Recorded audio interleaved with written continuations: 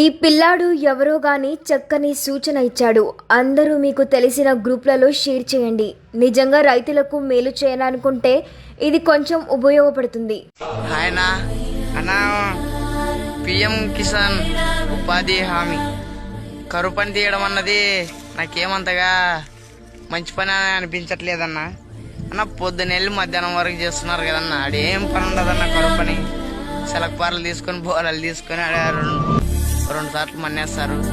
అదే కరువు పని కింద రైతుల పొలాల్లో వచ్చి పొద్దున మార్నింగ్ నుండి మధ్యాహ్నం 12 గంటల వరకు అయినా కానీ ఒక స్కీమ్ అన్న రైతు పొలాల్లో ఒక ఊరికి 10 గ్రూపులు లేక ఒక్కో గ్రూప్ ఒక రైతుకి వెళ్ళి ఈరోజు కలుపులు తీయాలి, ఈరోజు కంకి కోయాలి, ఈరోజు విత్తనాలు వేయాలి, నాట్లు వేయాలి అనే స్కీమ్ పెట్టినారనుకో రైతులకు చాలా ఉపయోగపడుతుందన్న.